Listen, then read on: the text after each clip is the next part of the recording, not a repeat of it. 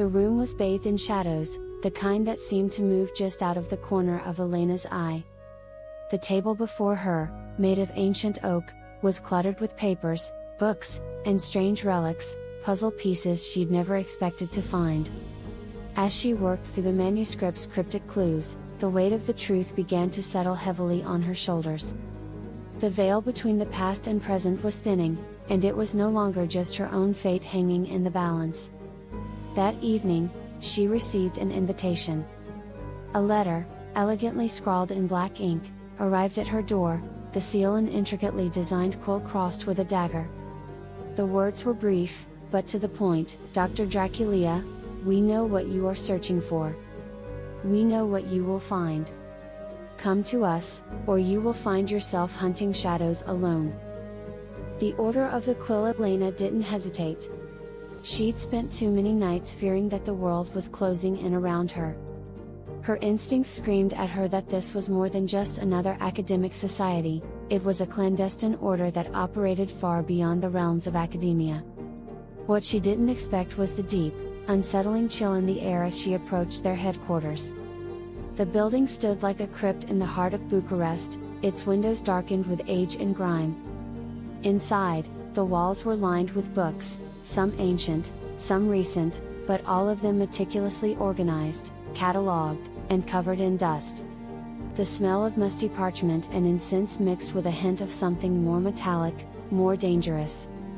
At the head of the room sat an elderly man in black robes, tall, thin, his face partially hidden by a long, white beard.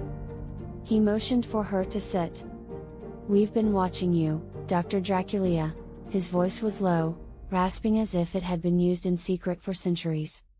"You have opened the doors to the past. And now, you must choose, will you protect the truth, or will you let it devour you?" Elena's blood ran cold. She opened her mouth, but the words stuck in her throat. "There are two sides to this story," the man continued, "and only one will survive. We are the Order of the Quill. And we have been tasked with keeping the truth about Vlad the Impaler hidden, erased, forgotten by all but those who have sworn an oath to protect it." He slid a leather-bound tome across the table. Its cover was worn, but the gold lettering still glimmered faintly in the dim light, the true history of the Dracula line. As Elena reached for it, the elderly man's eyes narrowed, and for the first time, she saw a flash of something dangerous in them, something that matched the cold dread growing inside her. "You are not the first to search for the manuscript, Dr. Dracula," he said. "Many have come before you, and many have died. The bloodline you carry is not just a link to Vlad III. It is the key to something far more dangerous than you can imagine." Elena's pulse quickened. She looked down at the book in her hands, knowing that with it, she was now crossing a line she couldn't uncross. The manuscript she had found, with its twisting symbols and cryptic text, wasn't the first of its kind. There were others. And each had been hidden or destroyed by forces far older and more powerful than she could have ever anticipated. "What do you want from me?"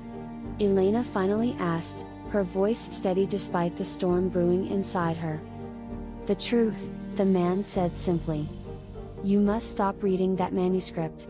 Or else, the bloodline will awaken again. And with it, Vlad." A chill ran down Elena's spine. She had always thought that Vlad's curse had been a myth, a story spun from the warped minds of historians and legends. But now, in the presence of the Order, she began to wonder if the truth was much darker than she had ever imagined.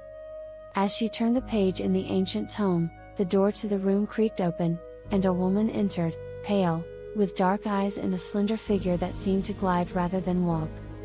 It was Anna. Her face was calm, but there was something in her gaze, a warning, perhaps, or a promise. "You have to leave," Anna said softly. "You can't trust them. Not all of them." Elena's heart raced. Anna wasn't supposed to be here. But the words came too late. The Order had already set their trap. In the shadows, a figure stood behind the elder man, holding something, a dagger, its blade etched with symbols matching those from the manuscript. Before Elena could react, the lights flickered, and the room seemed to spin. The man smiled, his lips curling into something sinister. "We've been waiting for this moment. Your bloodline is the key. And you, Dr. Dracula, are the final piece."